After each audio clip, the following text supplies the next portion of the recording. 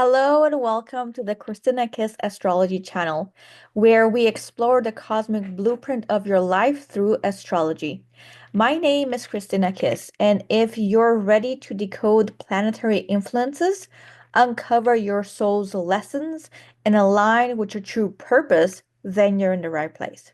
Today, we're diving into an intense cosmic dance that's about to shake things up. Venus retrograde, a full moon eclipse in Virgo, and Mercury conjunct Venus. This isn't just another astrological event. This is a powerful turning point. We're talking about deep emotional revelations, karmic realignments, and fated encounters that could shift your relationships, finances, and self-worth in unexpected ways. And the energy isn't just limited to the day of the eclipse. We'll start feeling this influence about 1 to 2 weeks before and after. What does Venus retrograde really mean for love, money, and connections? How does the full moon in Virgo bring hidden truths to light? And with Mercury conjunct Venus, how will conversations, decisions, and clarity about your desires come into play? Stay with me until the very end because I'll share a personal story of how these cosmic influences are already showing up in my own life. And this might just be the confirmation you need to navigate these shifts in confidence. Let's dive in. Now, I do want to leave here a disclaimer before we actually dive in. So here it is. The concepts and insights shared in this video may challenge your current perceptions of reality, beliefs, and the way you see the world. If you're not open to questioning what you already know or exploring new perspectives, then this might not be the video for you. Everything I share here comes from personal experience and direct results, both in my own life and in the life of my clients. I'm not here to convince you of anything, only to share what resonates and what has worked time again. Take what resonates and leave what doesn't. Now, let's start off with the basics. What does the planet Venus represent? In astrology, Venus is the planet of love, beauty, and harmony. It also represents pleasure, balance, and kindness. For example, how do we feel about relationships? What we find attractive and how we show love? Our taste in art and fashion. It also shows us how we handle money. It shows us how we relate to and experience pleasure. It shows us how we socialize, what we value, how we express our desires. It represents what inspires us. Venus rules the zodiac signs of Libra and Taurus. Now, what does a retrograde mean? When a planet is in retrograde, it means that from the Earth's perspective, the planet appears to be moving backwards across the sky for a period of time, even though it's actually still orbiting around the sun in the same direction. This happens when Earth overtakes a slow-moving planet in its orbit, causing a visual illusion of backward motion. What does Venus retrograde mean? Venus retrograde occurs once every 18 months. Venus rules love and money, and when it moves into its backward spin, our romantic lives can disintegrate quickly. Likewise, it's common that this retrograde can bring some financial issues. There is a silver lining, though, and this isn't one of the longer, more impactful retrogrades. Any problems tend to be transitory rather than long lasting. Currently, Venus is in retrograde from the 1st of March until the 12th of April 2025. During this time, Venus is going to move backwards through the signs of Aries and Pisces. What this means. Venus retrograde can be a time to reflect on relationships, finances, and creativity. It can also be a time to identify challenges and opportunities for growth. Venus retrograde can prompt people to reassess their priorities and values, which makes sense why I'm currently teaching people how to discover what their values truly are. And it's not the, social idealism of, integrity, loyalty, and all that. No, we all have time, energy, and money that we utilize from the moment that we wake up until the moment that we go back to bed. Okay. And we all pour that into our highest values from the first thing that we value most to the least thing that we value most. So if you find yourself, New Year's Eve resolutions, if you find yourself saying, I want to go to the gym, and by February, everything, all that enthusiasm dies off, and you're like, yeah, I'm not going to do that anymore. Okay. That is because you're setting a goal that doesn't align with your values. Okay. So it makes sense why I'm prompted in this period to actually take people for them to see what is it that I truly value. Because yes, you might not do what you say that you should do, ought to do, must do, have to do, need to do, and all that. Those are all words that tell me that what you're trying to do is not in alignment with your values. Okay. So it makes sense why in this period of time I'm actually taking people through and discovering their own inherent values. And everyone has a unique set of values. Even if mine and yours is the same, it's going to be expressed differently. No two sets of values are exactly identical, because if that is the case, then one of us will be obsolete. So if you're interested in knowing what your values are, go ahead and give me a comment below, and I'll also leave a link to a website when you can book a one-on-one consultation call with me, and we can figure out what is it that you need currently so you can probably get unstuck and get moving towards your goals and dreams. Okay? It can also be a time to be more open to surprises and create new traditions. Now, what to expect during this time? You may experience frustrations and setbacks in relationships, creativity, or finances. Exes may reemerge, which can challenge you to create new patterns. You may be confronted with where you have been prioritizing instant gratification over emotional depth. Now, how to make the most of it? Use the time to reflect on how your career impacts your self worth. Be open to surprises and create new traditions. Allow a trusted expert to help you work through your insecurities and anxieties. Don't make any major career decisions or public statements until the retrograde is over. So, what does the full moon mean spiritually? The full moon can have many spiritual meanings, including completion, as in cycles, completing a cycle. For example, for me, how this full moon is very, very impactful is because 3 years ago, this is when I started my awakening process and awakening path. And 3 years ago, almost to the date, okay, 3 years ago, from the 10th to the 17th of March, okay, I was going through a 7-day event where that has literally waking me up, and I got to release a lot of things.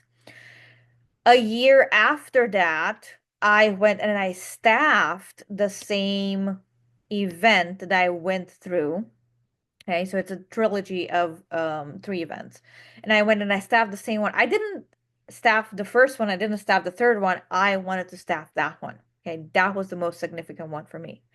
And now, 2 years later, I am going in as a facilitator for one of the parts that helped me have the biggest breakthrough. And I still use the same concepts today to get me unstuck, get me aligned, and get me to actually build this vision that I'm seeing in my mind's eye. Okay, so it's very, very powerful. This is a very, very powerful cycle for me to be completing. Okay, it can also be completing of habits and even relationships. You might see that some of the relationships might be crumbling, and that is okay. Okay, it's happening like that for a reason, because it's time to let go. It doesn't serve anymore. Okay, it's time for you to move on. It also can be a time of clarity and emotional intensity with very heightened emotions. And again, if you don't know how to control your emotions, you can do two things here. You can either book a call with me and see how I can help you, or I'm actually going to leave a link below this video on one of the ways that I help people. It's not the only way, it's one of the ways, one of the modalities that I help people balance out their emotions. So we're going to go to the theoretical side, what's happening when we do this, and then at the end, I'm going to have a practical example of what it is and how it is that I do it, where I'm actually doing it on myself. Okay, so I'm going to leave those two links below. And there might be also friction and polarity. So again, I highly recommend this video that I'm going to talk about friction and polarity and how you can go ahead and work with that. Okay.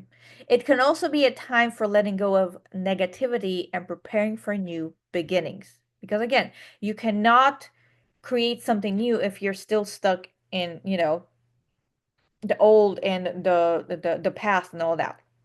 The only thing that you can create is the same cycle, but you cannot create a new path. Okay.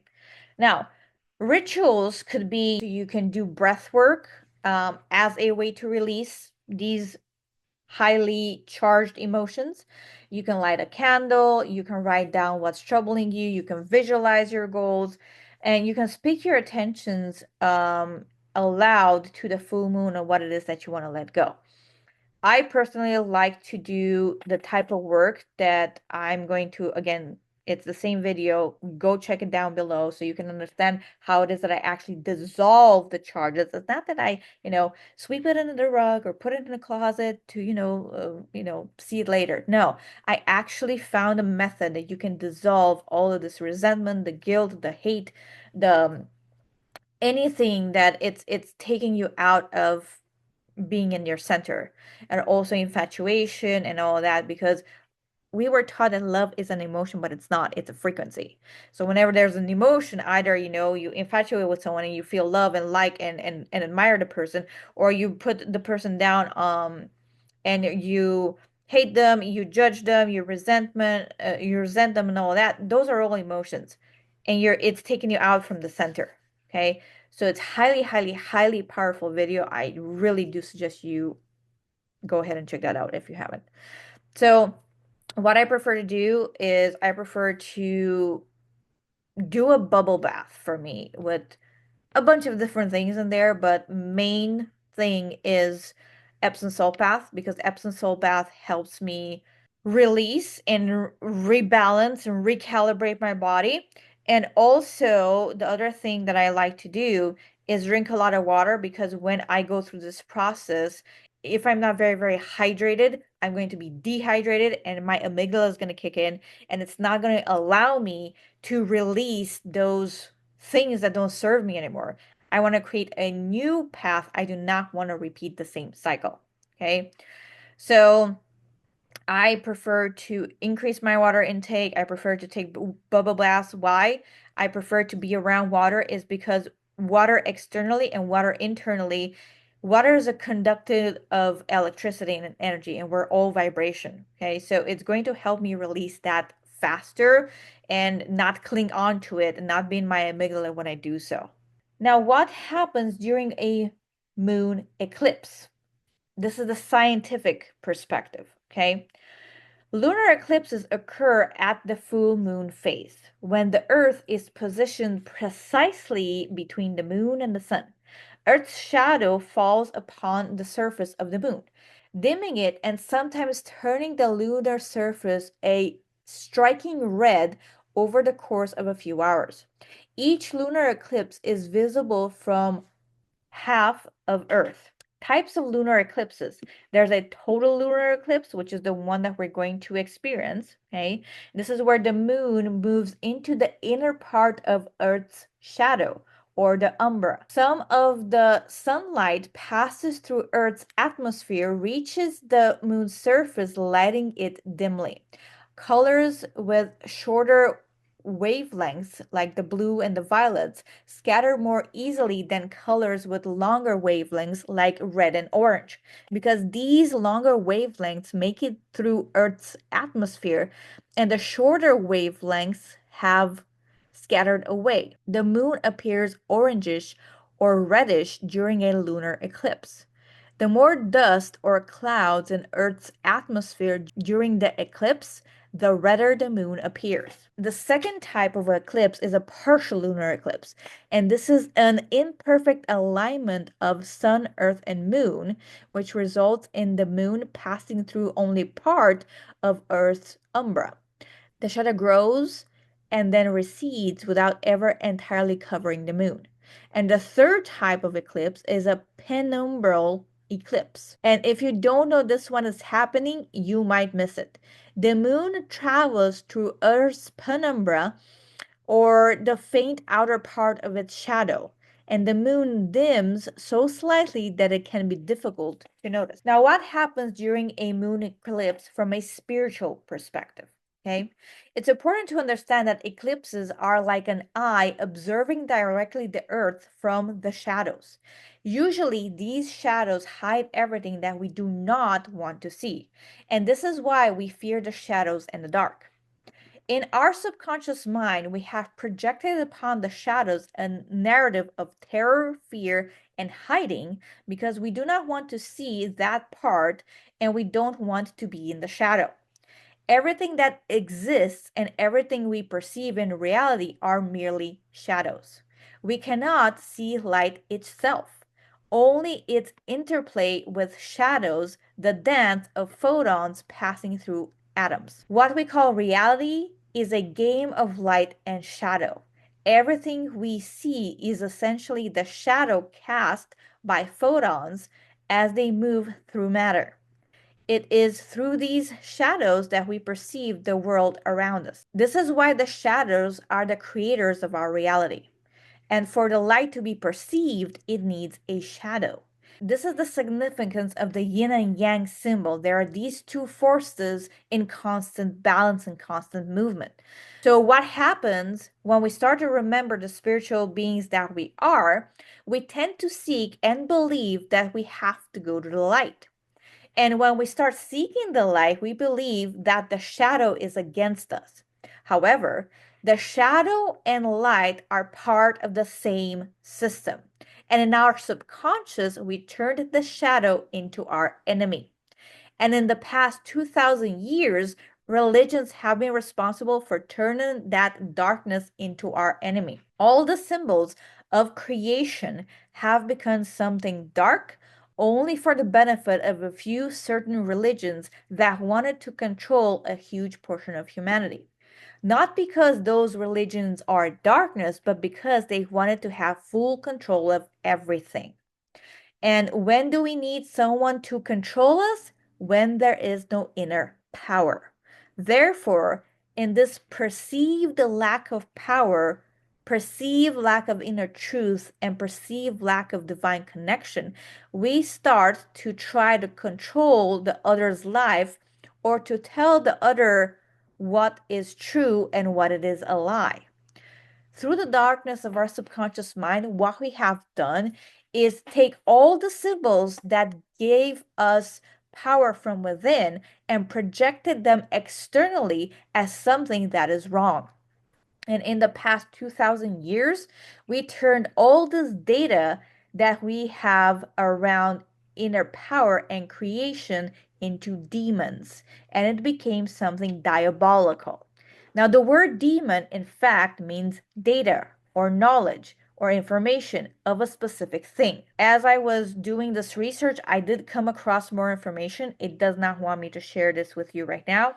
It's going to be a separate video sometime in the future. And if you're watching this in the future, hi. And just go below the video because the link for the video might be there. That's why if you look at history and more specifically at Christian traditions, they speak a lot about duality of good and evil. Okay, why? Because if I establish some standards of what is good, anything that goes outside of those standards that I establish will be bad things. And that allows societies to have a certain regulation of how to follow social norms, and that obviously turn into a society that determines what is good and what is bad. Why? Because fear is an easy way to control someone. It's also a form of security because society needed to understand rules and certain limits so we can live as a society. And these social laws that we made so we can live together, then we turned them into spiritual laws. And we projected this to the entire universe. However, this idea is only human. So, what's the issue? Remember that on a quantum level, the observer modifies or changes what is observed. What does that mean? Due to this shift in perception, The way we see and experience the world has changed. Society imposes structures that dictate this is wrong, this is bad, this is evil, and as a result, we begin to reject parts of ourselves and project these judgments onto aspects of ourselves that once defined us as a human, as a self. What once contained and shaped us is now seen as the enemy. And this is where we started shifting from an individual to a collective or a herd mentality. Okay, why? Through fear. And because perception shapes reality, we inevitably attract what we fear. Everything that once constituted our being is now perceived as evil, a nightmare, or even the devil.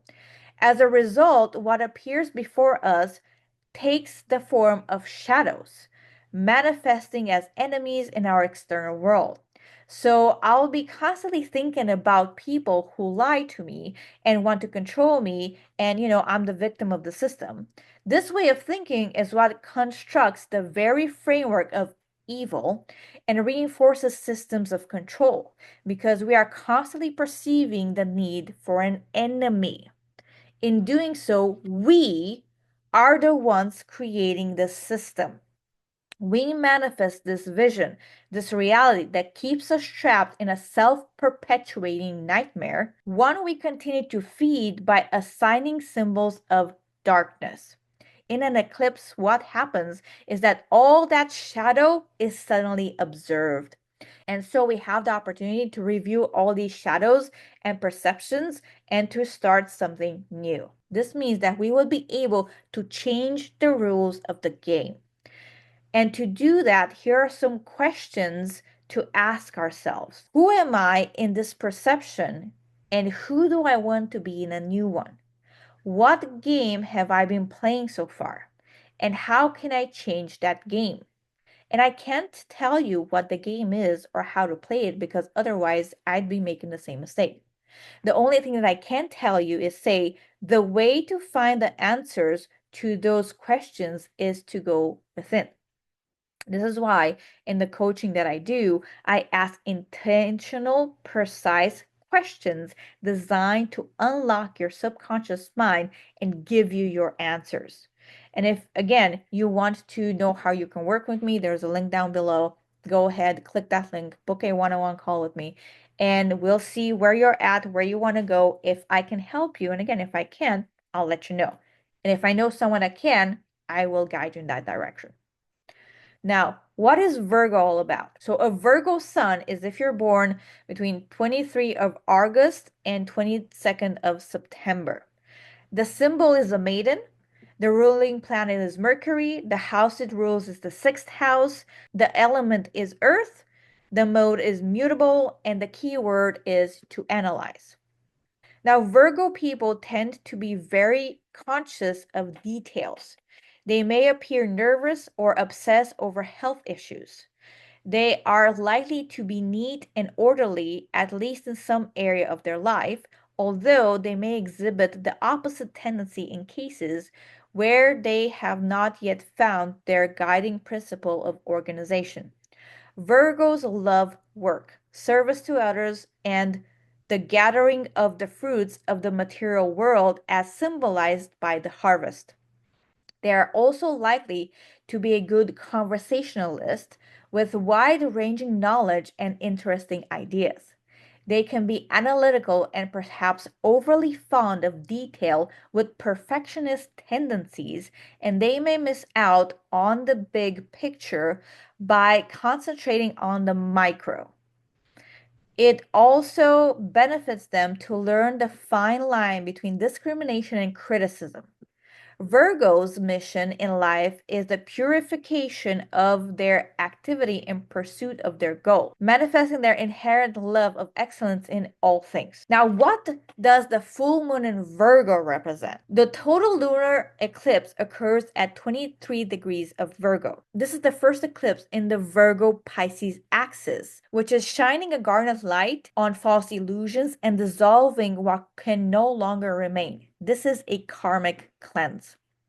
We always have a full moon in Virgo before the equinox, making it our spring cleaning full moon. Okay, this is another reason why we do spring cleaning in the spring, is the Virgo full moon. Okay, yet as a lunar eclipse of a south node, okay, it has triple the power, helping you not only sweep away the dust and clean up the clutter, but also what no longer serves your future. So for those of you that don't know, the north node in your chart is a mathematical calculated point, okay? And the North Node represents where it is that you said that you're going to go this lifetime, like what it is that you say you're going to do this lifetime. Those are your major lessons that you wanted to learn. And the South Node is what it is that you've mastered in the past life. It's now out of balance and you came here to do the opposite, okay? So with the Earth's North Node being currently in Pisces and the South Node in Virgo, this is why this is so powerful. So if you have past lives with Virgos, okay, is going to come up as well. And I'm going to, again, share with you at the end of this video how this played out for me. And you're going to figure it out that this is very, very interesting, okay? Now, on January 11th, the lunar nodes entered Pisces and Virgo, starting a new fated story in two areas of your lives. The blood moon will be conjunct the south node in Virgo, representing a time of karmic endings as the past dissolves to align us with our destiny. Mercury, the ruler of this full moon, will station retrograde the day after this eclipse. Hence, what the blood moon illuminates and the shadows it exposes will start the period of revision and realignment to prepare for the solar eclipse in Aries, which is the next cosmic reset.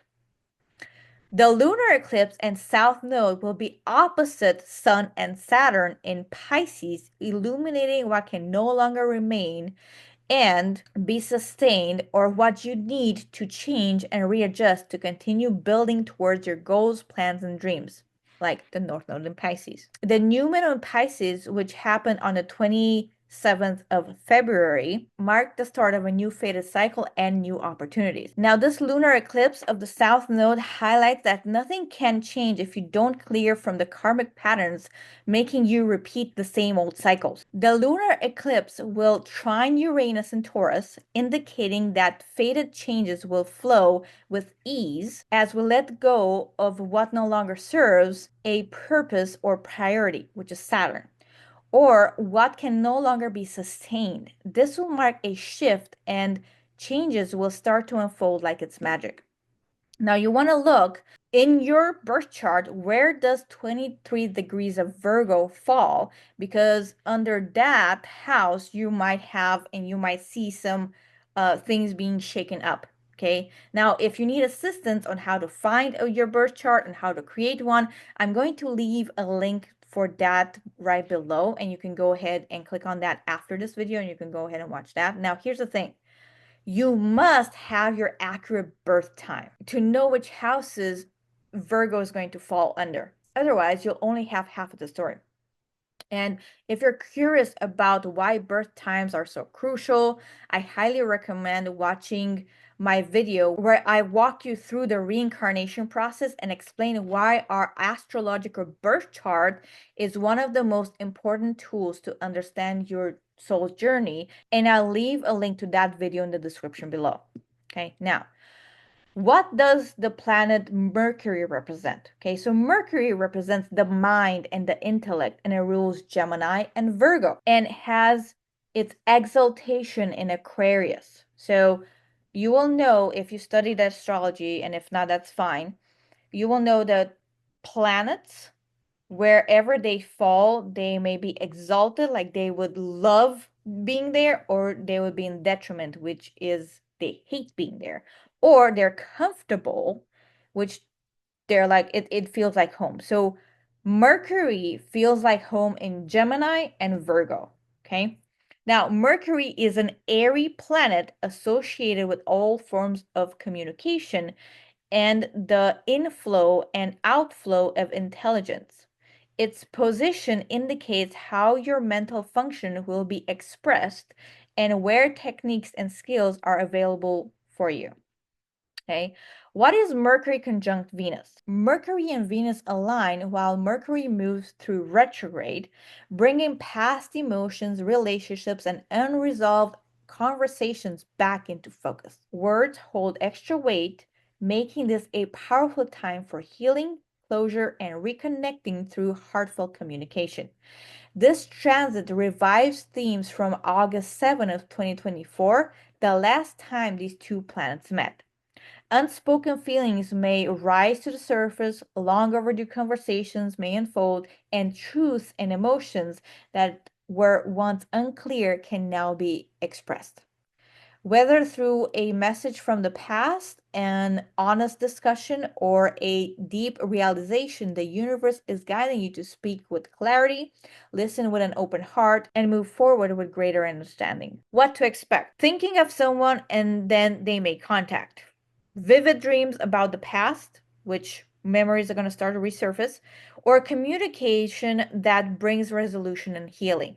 Okay, so I'm going to go ahead and share a personal example how all of this is playing out in my life current tense. So back in January of this year, I noticed that I started to get triggered by a friend who unfriended me. Which for me, this is very weird because I'm like, this is such a basic thing. Like, why am I getting triggered about this? The way that I figured it out was like this, okay, going through a group that we were both a part of, and it had me just like my intuition just told me go through the members list and just take a look at the members.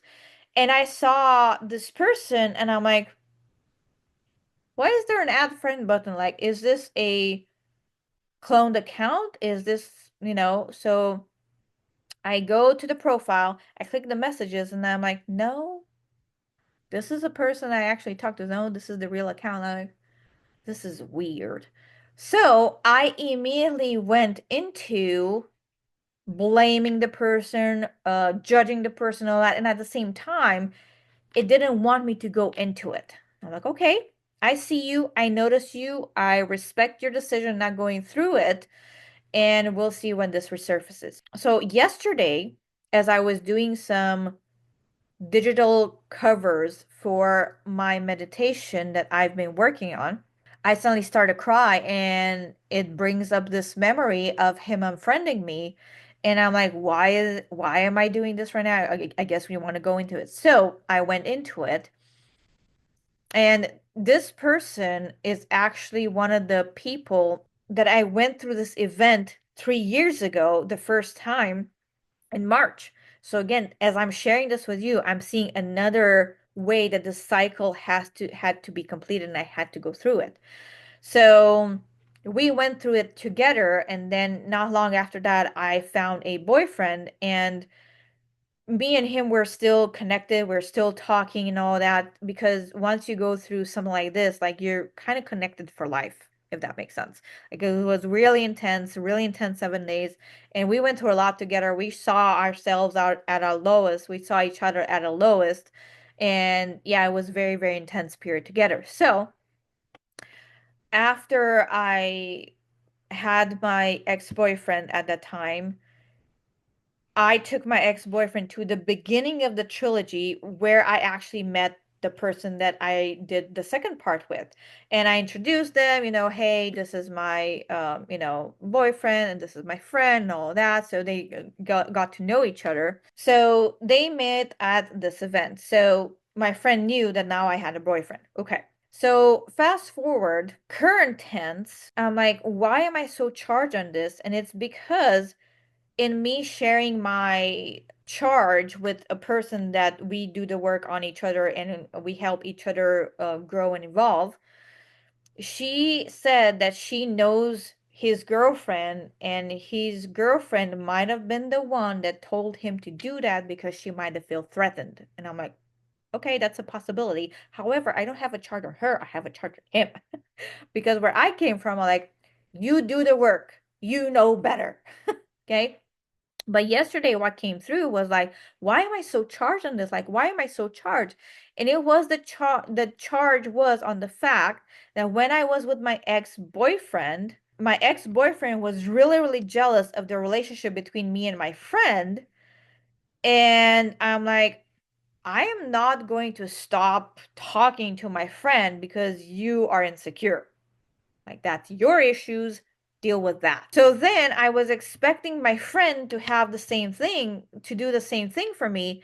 But then I'm like, well, he might not have any Aquarius planets because Aquarius are the people that would be loyal friends. And I'm an Aquarius Sun and Aquarius North Node. So I'm very, very loyal to my friends. Like, my loyalty to my friends surpasses everything else. So I'm like, okay, no, he might not have any Aquarius positions and all that. Keep that in mind and all that. Okay, fine.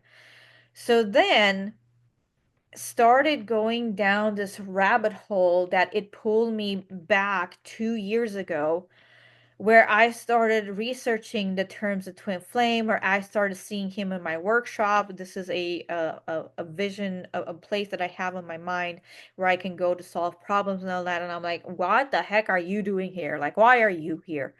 And back then I started hyperventilating because I'm like, um, like we are so much alike. Like we're almost two peas in a pod. Like we look the same, blonde and blue eyes. Obviously, he's taller than me. We kind of have the same background. He chose to leave home at an early age, went to California. I chose to leave my country at 21 and I made a detour, but I currently live in California and we connect at a bunch of different levels. Like it's insane the connections that we have. And at the same time, very, very different. So I'm like, could this be my twin flame? Like I didn't even know the term of twin flame until I stumbled upon him because it was literally looking at me in a mirror. And that was creepy.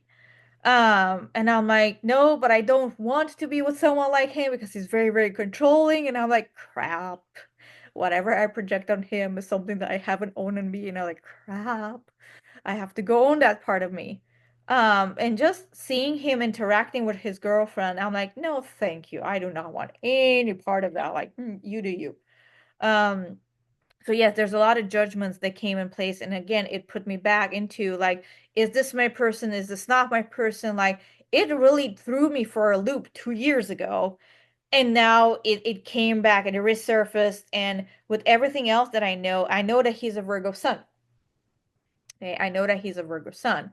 And I'm like, this is interesting. Why? Full moon eclipse in Virgo. Okay. Venus retrograde. It's starting to make sense why this had to come up. And also at a global scale, the South Node is in Virgo. So everything in the past has to be eliminated, has to be dissolved. So, I can move into the future. So I'm like, okay, this is I'm seeing why now. I'm seeing why I didn't want me to do this in January. I'm seeing why now. Okay, great. So then I understand that by me resisting the possibility of him being my partner, the one that I see, the one that keeps on coming to me in my workshop, I'm limiting myself, just like I limited myself when someone else came into my life and I thought that was my twin flame because again, it was like, look in the fucking mirror. Um, I limited myself by being so hyper focused that that was my person. So I put myself in a box. And here, in the other perspective, again, I'm putting myself in a box. So again, I want to come from out from the boxes and be in the center and be open to any possibility that presents itself to me. Okay. So then I went into down this rabbit hole and like, what am I afraid of that I'm not letting myself be open to this possibility of him being my partner? And the thing that came up is like, I don't want to be seen the way that I see other people. And then I'm like, why? Because I actually want a partner like, which is fascinating to me, which is fascinating. I'm like, huh. Well, there's a limiting belief. I haven't gone down that rabbit hole yet, so we'll see when it wants me to go down that rabbit hole. But I'm like, why am I afraid of being seen the way that I see people? Because like, that's the number one requirement for a partner, to do the work, okay? To do the work and being his masculine, because I know that I have heavy masculine energy coming into this lifetime, and I said that I'm going to be in my feminine. Okay, so I'm shifting from my masculine into my feminine in a relationship perspective. So I'm like, no, no, like we said that we're going to, shift and change. And at the same time, I don't want to be in a relationship where there's codependency, okay? Because I'm a Libra rising, and it that means that Libra's in my 12th house, and that spawns the stuff of codependency, among other things. So I'm like, no, no, let's not do that anymore. So then I'm like, I know that I want a person that can meet me where I'm at, do the work, and continue to work on himself as we grow and evolve together, and as we grow and evolve our businesses. Because I know that my partner is an entrepreneur. It doesn't necessarily have to be the same type of entrepreneur that I am. However, he has to be an entrepreneur. So I know that. So it was interesting because I'm like, I could see how we're so similar. Like, he has his brand, I have my brand, and I'm like, this is just freaking wild. And he has his brand, and he taught me how to do the things that he knows how to do, and I'm like we vibe on a lot of levels.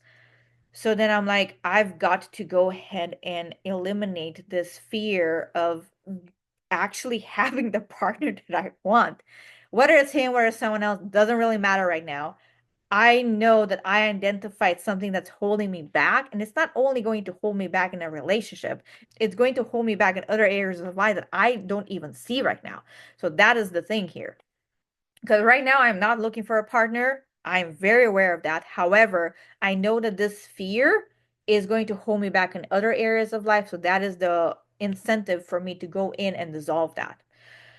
So I'm like, okay, we found a, fear here. We're going to go dissolve it. It doesn't want me to dissolve it right now because we went into, left field somewhere. So what I landed on was my ex-husband. In this moment, I am in Uruguay. He's in Denver. We're talking on Skype. We weren't married yet. And a friend comes over, and she looks at the computer, and she asks him, like, who's this? And he's like, oh, it's my girlfriend. From the look on her face, I could tell that she had no clue that he had a girlfriend. So she liked him.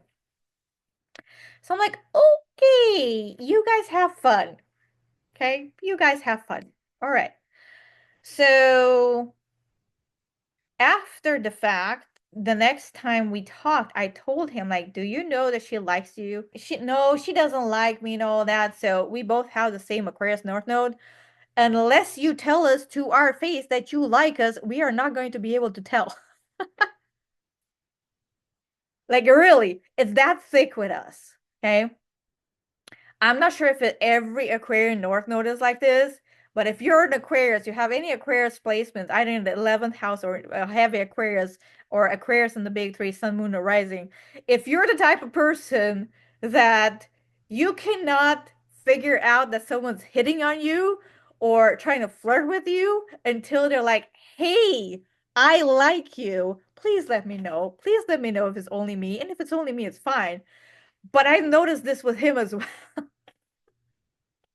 So I just want to know if this is a normal Aquarian thing, okay?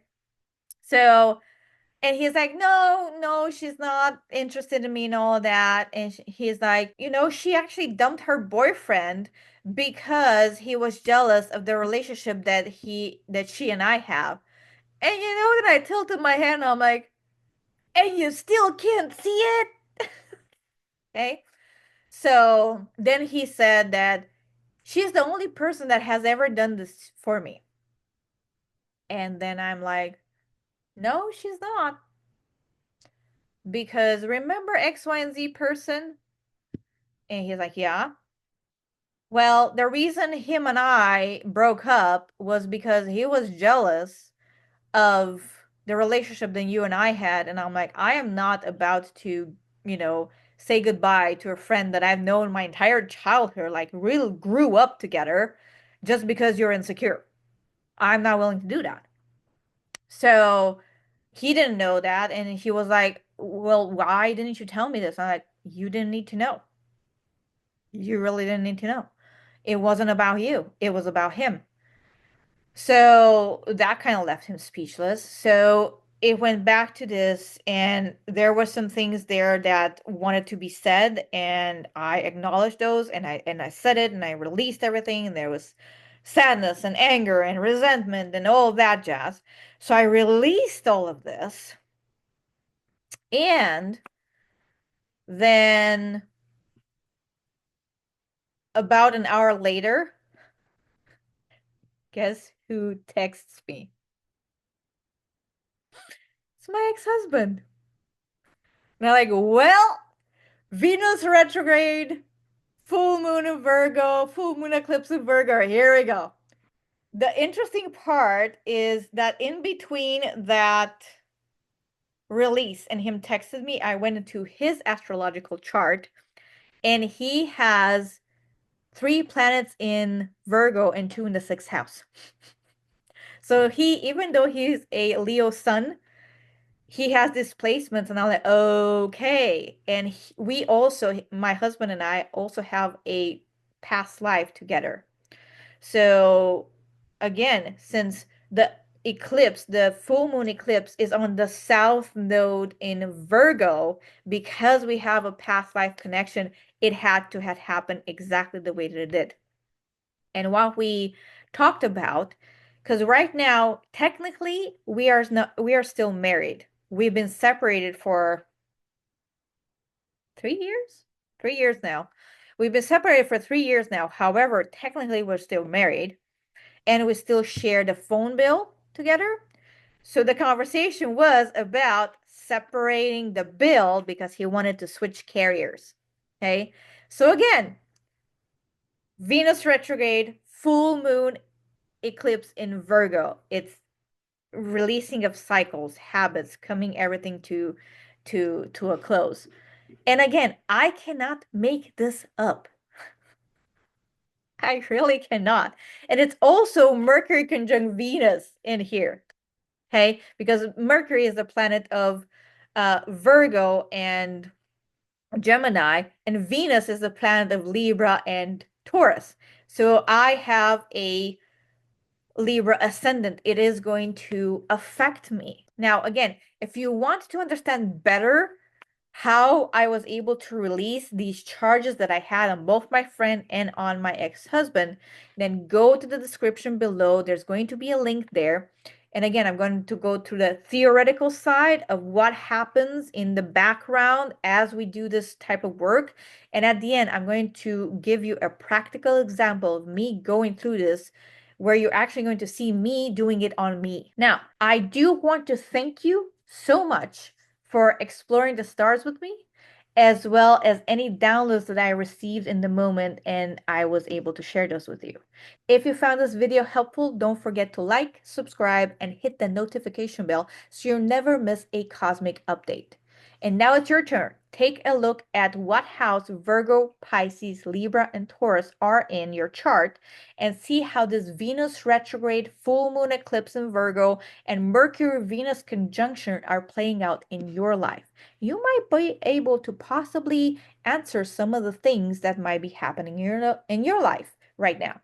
For example, today I had a meeting with one person that I kept in touch for like 2 years now almost. And she said that she started talking to her ex-husband. I have another client that I'm talking to, and she is like, I have to talk to my ex-boyfriend. So go through your chart, and this might explain why exes keep popping up, why relationships keep dissolving, why people that with heavy Virgo placements start you're being called to look into those relationships. Okay, so go ahead and do that. Do you need help in getting an astrological birth chart?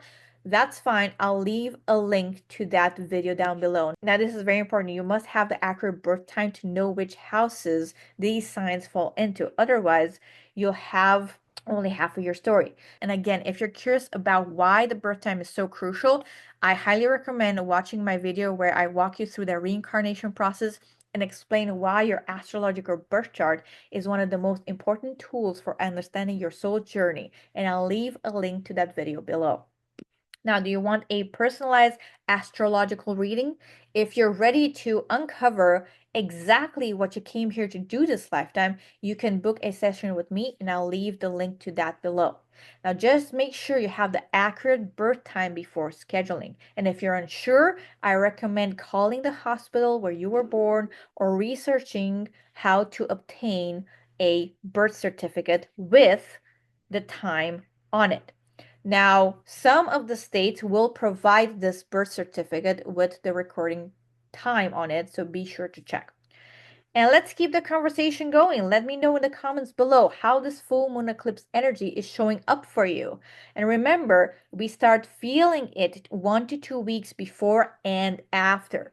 Also, tell me which houses you have Virgo, Pisces, Taurus, and Libra in, and I'll reply with insights on how this energy might be influencing you right now. Have any thoughts or questions?